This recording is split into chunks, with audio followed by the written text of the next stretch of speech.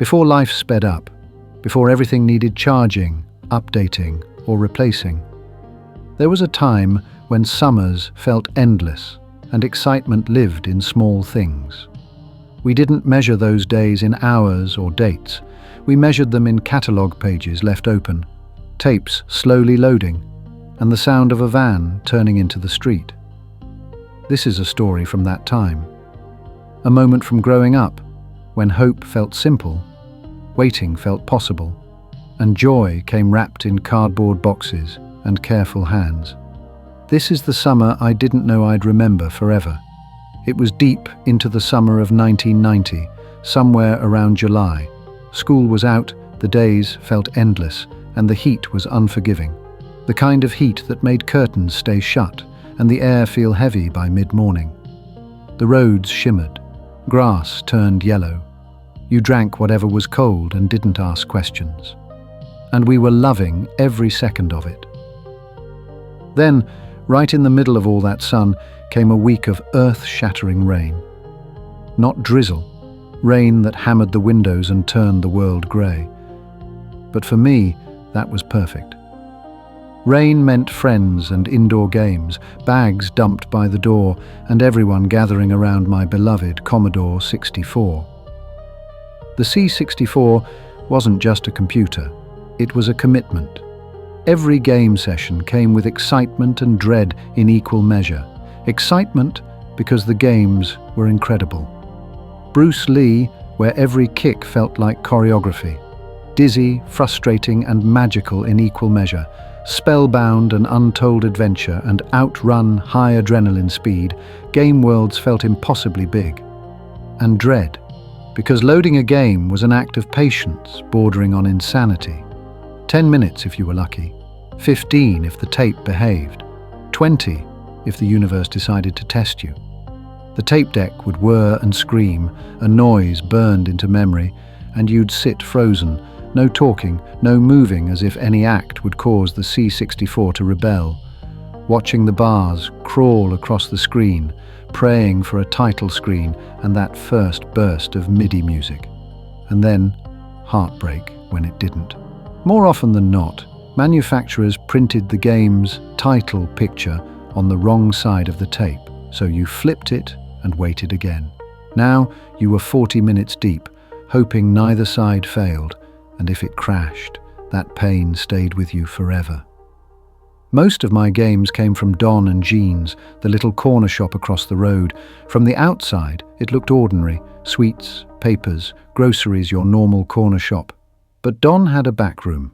Not a dodgy back room straight out of an 80s horror film, a holy back room. VHS rentals for £1 or £2 a night, which I often rented.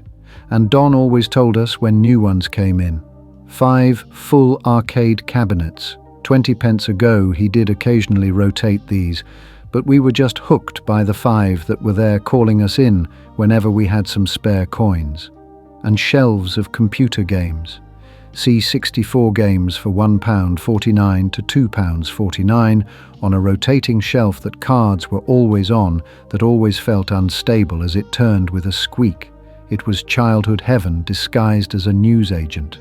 But even though I loved the C64, something else had started to take hold in my mind. At the end of September, it was my birthday, and I wanted a Sega Master System. I'd read about it obsessively. Played it at my best friend's house. Instant loading, crisp graphics, no tapes, no waiting. I was ready to step into the console world. My mum was the present buyer. My stepdad provided the money, and that was the end of his involvement. Mum had started to order everything from the Gratin catalogue, clothes for us all, my first Walkman, toys, Christmas presents. And yes, I was allowed to flick through it, pausing a little too long on the lingerie pages when she wasn't looking. I was a teenager after all. But always came back to the entertainment and technology section. That's when my birthday present campaign began. Leaving the Master System page open on the living room table. Accidentally abandoning Sega magazines in strategic locations around the house. Getting Mum to renew my magazine subscription every month. Then everything changed.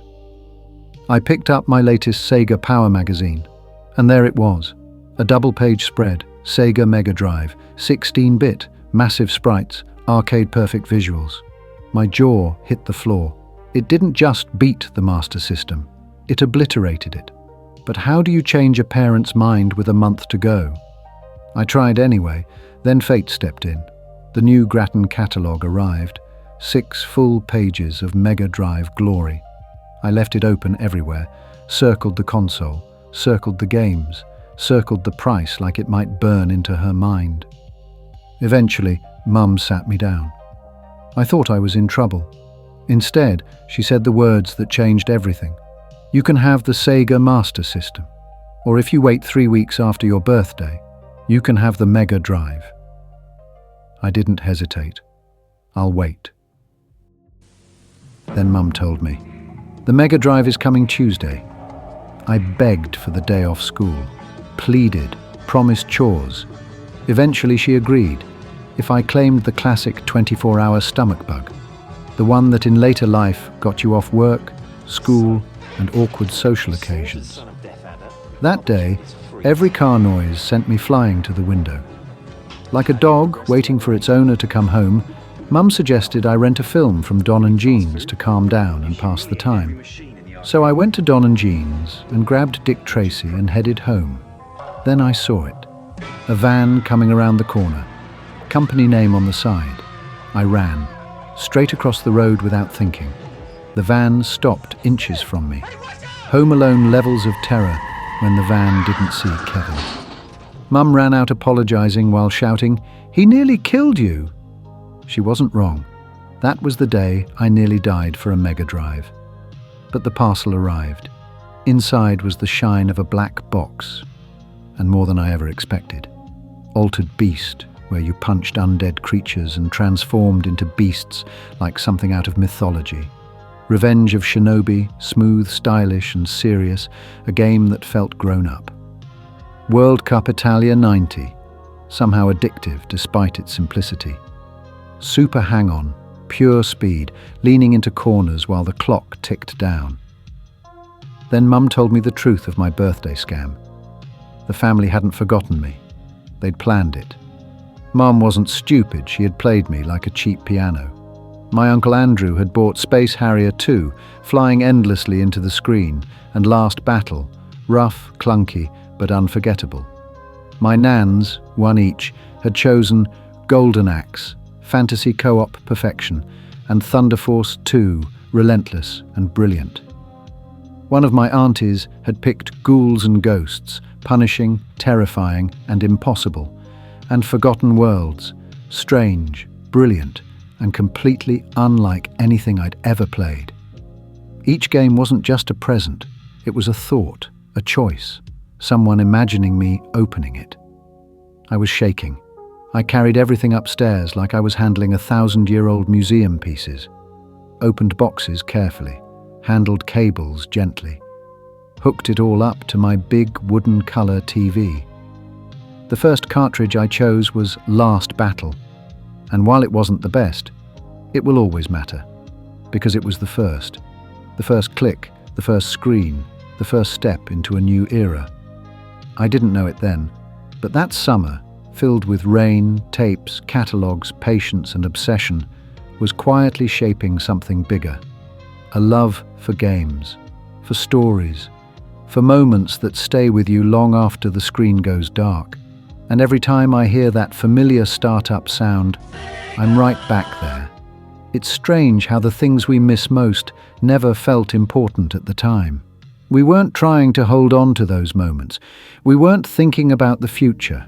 We were just kids, waiting, hoping, believing the next thing would be even better. But time moves quietly. People grow older, rooms change, shops disappear, and the world becomes louder than we remember.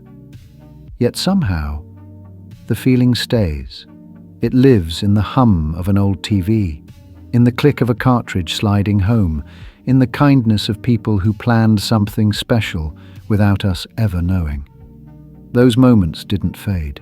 They became part of who we are, And if this story made your chest feel heavy or brought a lump to your throat, that's okay. It means you were there too, and somewhere inside you, that summer is still waiting.